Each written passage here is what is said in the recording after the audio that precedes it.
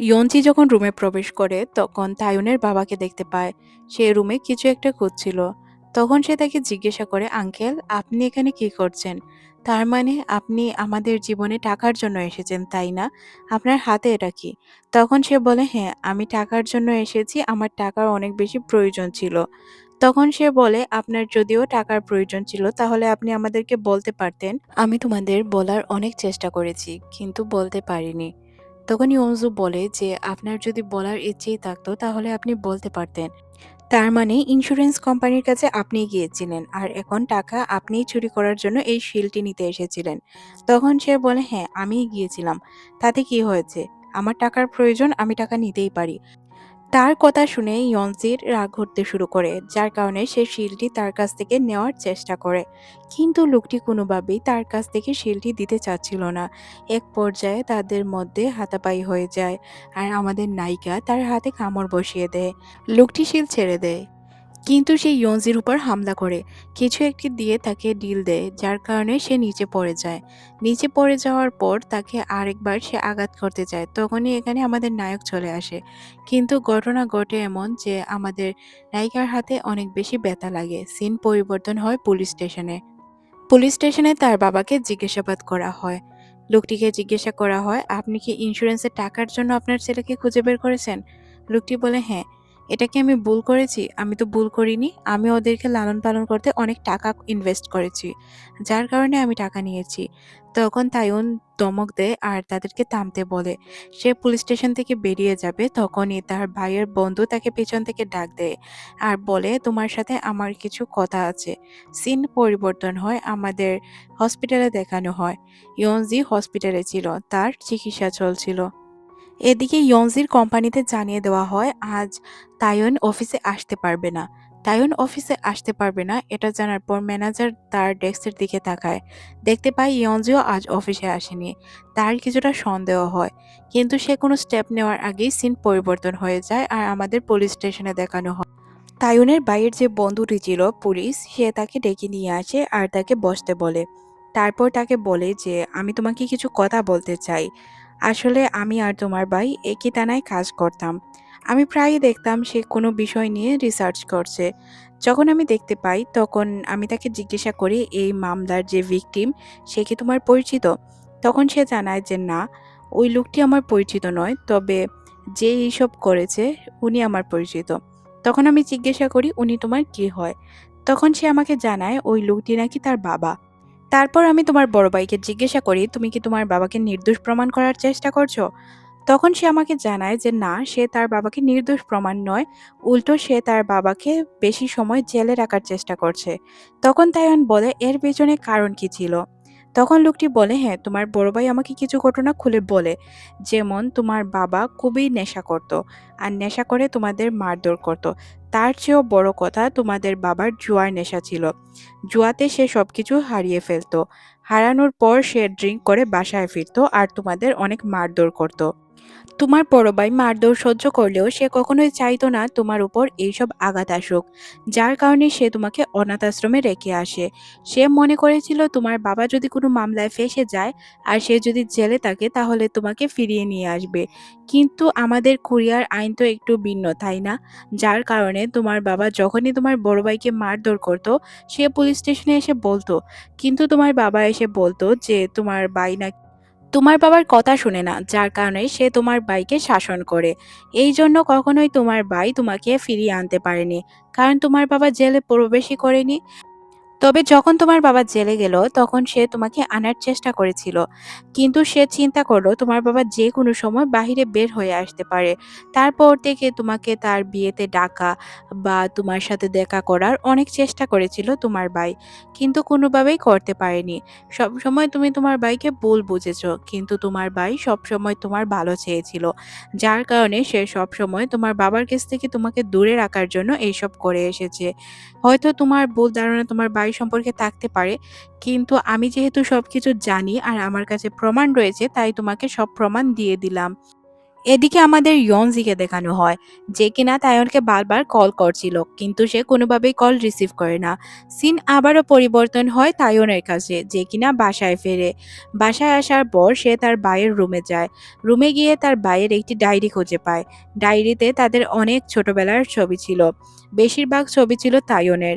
তায়নকে সে যে অনাথ আশ্রমে দিয়ে এসেছিল এরপর থেকেও তার যতগুলো প্রোগ্রাম হতো বা তার যে কোনো জিনিসে ফার্স্ট হওয়া সবকিছুই সে পিকচার উঠিয়ে তার কাছে রেখে দিত। দূর থেকে সব সময় তার বড় ভাই তাকে দেখতে যেত কিন্তু কখনোই তার সামনে যাওয়ার সাহস করতে পারেনি। কারণ যদি তায়নের ভাই তার সামনে যেত অবশ্যই তায়ন তার সাথে বায়না করত নিজের বাড়ি ফেরার। আর সে তো তার ভাইকে বাড়িতে আনতে চাচ্ছিল না তার বাবার কারণে। কারণ তার বাবা তাকে অনেক মারধর করত যদি তার ছোট ভাইকে সে তার সাথে নিয়ে আসতো। এইসব বিষয় জানার পর সে অনেক বেশি ভেঙে পড়ে আর অনেক বেশি কান্না করে তার ভাইয়ের জন্য। সে বারবার শুধু একই কথা বলছিল যে, "ভাই, তোমার কোনো কথাই আমি শুনতে পাইনি। লাস্ট বার তুমি আমাকে কি বলতে চেয়েছিলে এটাও আমি জানতে পারিনি। সব দোষ আমার। আমার জন্য আমি তোমাকে হারিয়েছি। যদি আমি কলটি রিসিভ করতাম হয়তো তুমি বেঁচে থাকতে।" এদিকে আমাদের ইয়নজুকে দেখানো হয় যে কিনা অজুকে নিয়ে চলে আসে বাসায়। তায়নকে সে মন খারাপ অবস্থায় দেখতে পায়। তাকে বলে তার ক্ষতস্থানে মলম লাগিয়ে দিতে। কিন্তু তায়নের এখানে যেহেতু অনেক বেশি মন খারাপ ছিল তাই সে তাকে জানায়, "আমি বাহিরে চলে যাচ্ছি, তুমি অজুর খেয়াল রেখো। আমার ফিরতে দেরি হবে।" ইয়নজি চলে আসে একটি জায়গায় ড্রিঙ্ক করার জন্য। সে বসে বসে ড্রিঙ্ক করছিল তখনই তার বন্ধুর কল আসে।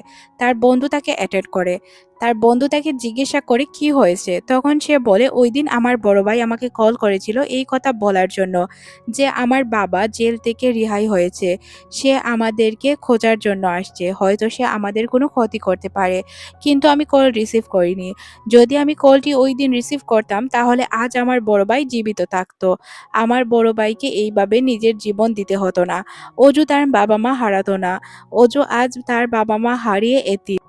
আমি এতই বোকা ছিলাম, আমার ভাইয়ের কোনো বিষয় আমি বুঝার চেষ্টা করিনি। সবসময় উনাকে দোষারোপ করে গিয়েছি। উনি উনার বিয়েতে আমাকে ডেকেছিল। কিন্তু উনার বিয়েতে গিয়ে আমি লাস্ট কথা কি বললাম? উনি যাতে কোনোদিনও খুশি না থাকে। উনার জীবন যাতে ধ্বংস হয়ে যায়। আমি যদি জানতাম ওইদিনই আমার ভাইয়ের সাথে আমার শেষ দেখা হবে, তাহলে আমি এই কথা কখনোই বলতাম না। এদিকে আমাদের ইয়নজিকে দেখানো হয় যে কিনা অজুর সাথে বাসায় বসেছিল। অজু বারবার বাহিরের দিকে তাকাচ্ছিল আর বলছিল বাহিরে বৃষ্টি হচ্ছে। তখন সে জিজ্ঞাসা করে, তুমি দরজার দিকে কি দেখাচ্ছ? অজু তখন বারবার ইশারা করে বলছিল, আঙ্কেল আঙ্কেল। তখন সে বলে, হ্যাঁ, আজ তোমার আঙ্কেলের ফিরতে দেরি হবে। তবে অজু যেহেতু ছোট বাচ্চা ছিল সে আঙ্কেলকে দেখার অনেক বেশি বায়না করছিল। ইয়নজুও তায়নের জন্য চিন্তা করতে থাকে। কারণ বাহিরে অনেক বৃষ্টি হচ্ছিল। তার মন খারাপ। সে কোথায় আছে সে এইসব বিষয়ে জানতোই না। সিন পরিবর্তন হয় আমাদের স্টুডিওর সিন দেখানো হয়। ইমিজুর হাজবেন্ড স্টুডিওতে আসে। তায়নকে দেখে সে জিজ্ঞাসা করে, এত সকালে তুমি এখানে কি করছো? আর এত কাজ তুমি কিভাবে করলে এত কম সময়ের মধ্যে? তখন সে বলে, আসলে আমি রাতে এখানেই ছিলাম।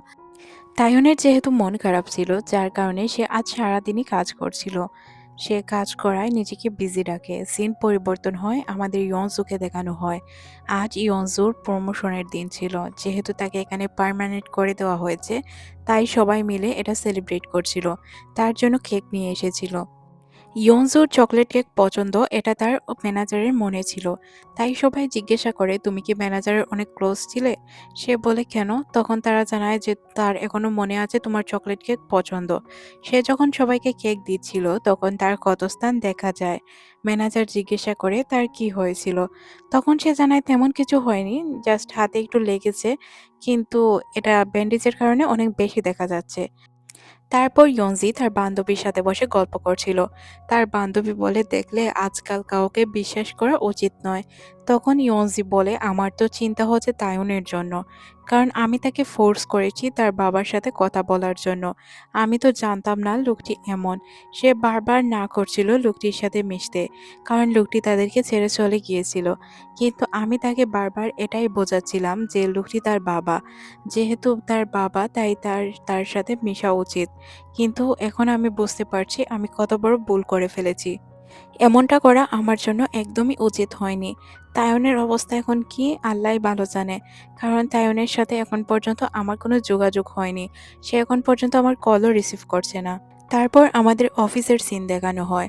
অফিসে ম্যানেজার ইয়নজির বান্ধবীকে ডেকে নিয়ে আসে আর বলে ইয়নজির কি হয়েছে। যখন সে ছুটি নিয়েছিল আর তার হাতে ব্যথা দেখে আমার সন্দেহ হয়েছিল, কিন্তু তাকে আমি প্রশ্ন করতে পারিনি। আর আমি জানি আমি যদি তাকে প্রশ্ন করি সে উত্তর দিবেও না, তাই তোমাকে জিজ্ঞাসা করছি। তখন তার বান্ধবী বলে এটা তার পার্সোনাল বিষয়, এতে মাথা ঘামানোর আমার কোনো অধিকার নেই। তারপর ম্যানেজার বলে তুমি আমাকে বললে ভালো হতো, আমি সত্যিকারেরই তাকে হেল্প করতে চাই। তারপর তার বান্ধবী বলতে শুরু করে আর এখানেই সিন কাট হয়। সিন পরিবর্তন হয়, আমাদের ইয়ন্সিকে দেখানো হয়। সে বাসায় ফিরছিল। তার নেইবাররা তাকে দেখে ডাক দেয় আর বলে তোমাদের সাথে এমন ঘটনা ঘটবে আমরা কল্পনাও করতে পারিনি। বাহিরে অজু বাচ্চাদের সাথে খেলছিল। তখন বুড়ি দাদির ছেলে বলছিল আমার প্রথম থেকে ওনার উপর সন্দেহ হচ্ছিল। তখন তার ওয়াইফও বলছিল হ্যাঁ, তুমি আমাকে বারবার বলেছিলে কিন্তু আমি বিশ্বাস করিনি। কি হলো? তাইওনের খুবই খারাপ অবস্থা, তাই না? তাকে আজ সকালে দেখেছিলাম খুব মন খারাপ হয়ে রাস্তা দিয়ে হাঁটছিল। দেখে মনেই হচ্ছিল ছেলেটা অনেক কষ্ট পেয়েছে। তুমি তাকে একটু দেখে রেখো। দাদির ছেলেটি বলে তার সাথে আমার এখন ড্রিঙ্ক করা উচিত। তখন দাদি বলে না, তাকে কিছুটা সময় একা ছেড়ে দাও, কারণ এখন তার একা থাকাটাই অনেক জরুরি। একা থাকলে সে নিজেকে কন্ট্রোল করতে পারবে। ফ্যামিলি যখন ছেড়ে যায় তখন নিজেকে কন্ট্রোল করা অনেক বেশি কষ্টের হয়ে পড়ে। রাতের বেলায় আমাদের ইয়নসিকে দেখানো হয় যে কিনা সবকিছু রান্না করে তার জন্য অপেক্ষা করছিল। তায়ন বাসায় আসার সাথে সাথেই সে তাকে ড্রিঙ্কের অফার করে। তায়ন তখন বলে যে অজু কোথায়। সে তখন জানায় অজুকে সে নেইবারের বাসায় রেখে এসেছে। তখন সে বলে আচ্ছা ড্রিঙ্ক করব। তখন আমরা দেখতে পাই তারা টেবিলে খাবার নিয়ে বসে পড়ে। ইয়নজু তাকে বলে যে আমি দুঃখিত, আমি যদি তোমাকে তোমার বাবার সাথে মিশতে না বলতাম তাহলে এত বড় দুর্ঘটনা ঘটতো না। কিন্তু সে বলে যে না, আসলে এটা আমার নিয়তি ছিল। আমি ফ্যামিলি বলে কখনোই বিশ্বাস করতাম না।